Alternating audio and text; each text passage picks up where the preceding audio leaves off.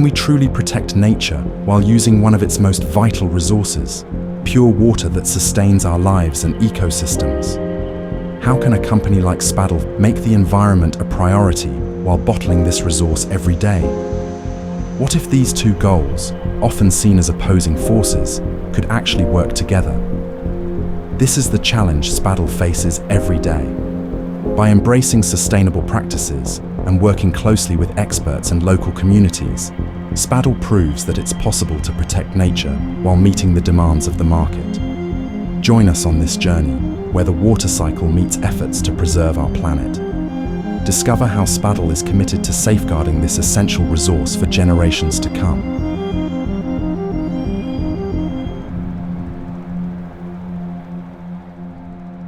L'eau, c'est une eau minérale naturelle. Donc, l'eau minérale naturelle, c'est une eau pure. Et donc, la pureté, c'est l'absence d'impureté. Il y a eu cette obsession, je dirais, historique de dire, puisqu'on a de l'eau et qu'elle est de qualité, faisons en sorte de protéger. Toutes les eaux minérales qui sont les nôtres jouissent toutes d'une zone de protection, de la plus vaste à Spa avec 14 000 hectares, à des endroits où c'est plus restreint, comme à Ribeauvillé. Mais pour nous, c'est fondamental. In Spa, it's the Malchamp Moor, at the heart of the Berrinzen domain, that has been the focal point of all efforts. This is where the journey of Spa Water begins, the founding ground of the group. À l'origine, Berrinzen, c'était une ferme. Donc, Spa Monopole a racheté cette ferme pour éviter en fait, qu'un projet immobilier soit créé dans cette zone-ci et pour garder l'espace le plus naturel possible. Quand on regarde l'histoire, on voit les premières zones de protection européennes, elles sont à Spa dans 1889 de mémoire. On trouvait une ressource hydrique avec quelques mètres cubes de sparène.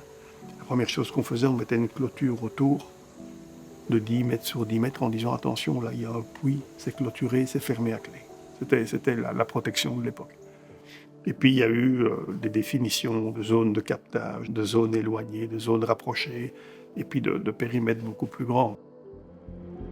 The 50s and 60s marked a pivotal time for Belgium, as the country emerged from the shadow of the war and sought to rebuild and redefine itself. During these decades, there was a strong emphasis on maximizing the value of the land and resources. Urban development and modernization projects surged, transforming landscapes and cities across the nation. Agriculture, industry, and infrastructure all saw significant investment, reflecting a broader effort to drive economic growth and improve living standards. This era set the stage for a new chapter in Belgium's history, one that would increasingly confront the tension between development and environmental responsibility. Dans la période des mines, donc on a besoin de bois de mine, donc on veut planter des résineux, des épécias. Ça va vite en termes de croissance, ça va beaucoup plus vite qu'un chêne ou un hêtre. Et donc il y avait vraiment au niveau de la région wallonne et de ce qui s'appelait les eaux et forêts à l'époque, une ambition d'enrésiner tout ce qui est derrière. Et là, il y a deux hommes qui se battent, mon père et l'hydrogéologue de l'époque, Claude Defosse, se battent jour et nuit contre l'enraisinement de la faille de Malchamp.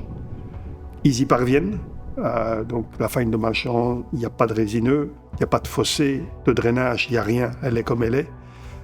Elle est sauvée, elle est sauvegardée. Donc pour un groupe minéralier plutôt intéressé par le cycle de l'eau, c'est important de garder un milieu comme ça. Pour qu'une forêt d'épicéa puisse être dans des bonnes conditions, on doit être dans des milieux qui sont très secs, donc on draine un maximum. Et donc un milieu comme ceci qui est drainé, donc c'est un milieu qui va s'assécher, et donc toute la biodiversité qu'on voit ici, elle disparaît. La biodiversité, c'est hyper intéressant au niveau environnement, etc. Mais nous, en tant que minéraliers, ce qui nous intéresse en premier, c'est d'avoir un cycle de l'eau restauré. Et donc passer d'une forêt drainée d'épicéa, où l'eau est très vite évacuée du territoire, à un milieu humide où l'eau n'est plus drainée, mais à l'occasion de s'infiltrer, ça a tout son sens pour nous. Et donc SPA s'est toujours impliqué dans des projets de restauration de fagnes, justement pour restaurer un peu le cycle de l'eau. C'est des intérêts communs. Avec une action, on va pouvoir rencontrer les intérêts de plusieurs parties prenantes, plusieurs personnes.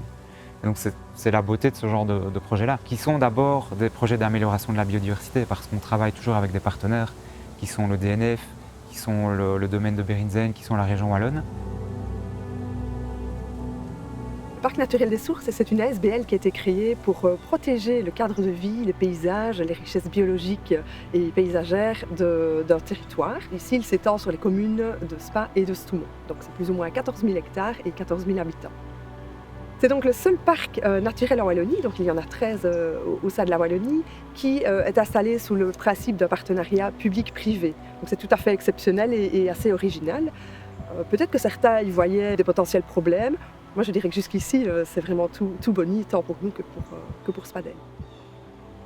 Les projets de demain, ça va plutôt être de restaurer des forêts. Donc là, on va garder le milieu forestier, mais on va aussi essayer de revenir à une forêt un peu plus naturelle, où le cycle de l'eau va aussi pouvoir être restauré parce qu'on va aussi recréer des zones humides dans les forêts existantes.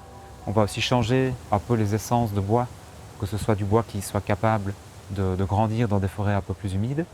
Et on va en fait travailler plutôt sur le cycle de l'eau, où le point de départ c'est la forêt et plus la fagne. To manage the forest, Spadel collaborates with experts, including the non-profit Foray Nature, which is responsible for training the Walloon water and forest officers. Dans mon métier, on parle de services écosystémiques qui sont multiples et qui sont rendus par la forêt. Et ça va du retraitement, du recyclage du carbone, à l'eau, à la captation de l'eau dans les sols, à la filtration de l'eau dans les sols forestiers, pour ensuite que cette eau potable, dont on sait à quel point elle est rare et nécessaire à la vie, et un cycle vertueux. Clairement, l'enjeu pour Spadel, c'est de conserver au maximum une qualité d'écosystème autour de ces sources pour favoriser le cycle de l'eau le plus qualitatif possible. Et donc, ça commence toujours par la rétention à l'endroit où cette eau douce, où la pluie tombe, la garder là, la conserver au maximum pour qu'elle s'infiltre dans le sol et qu'elle ait tout le temps de faire son cycle, qui est encore 10 fois plus long que la révolution forestière qu'on estime déjà si longue. On a toujours été dans la famille, je dirais, très attaché à l'environnement, à la nature, à l'eau aussi indirectement. Alors à l'époque, c'était de la passion. Aujourd'hui, ça commence à s'exprimer de manière un peu plus précise au niveau de ce qu'on appelle le développement durable. Ça n'existait pas historiquement. Et donc c'est vraiment, à mon avis, un fil conducteur.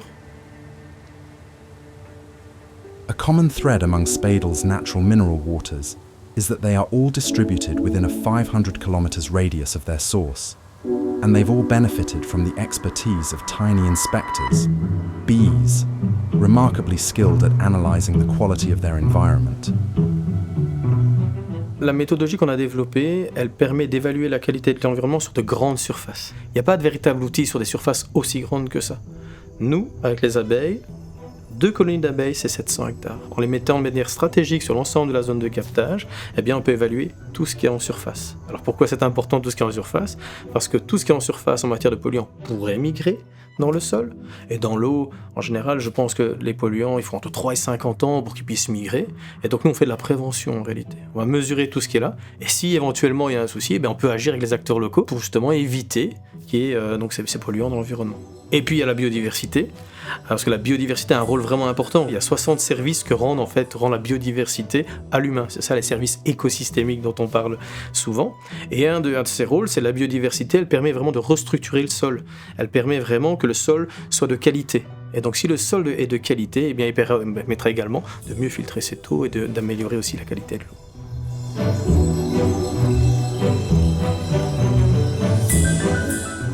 C'est aussi hyper rassurant pour des acteurs comme nous qui sommes engagés dans la préservation de cet écosystème et dans la transmission des connaissances, de pouvoir s'adosser à un partenaire économique qui a l'air insolide, nous permet d'avoir de l'ambition sur des projets européens qui coûtent très très cher. Donc merci Spadel.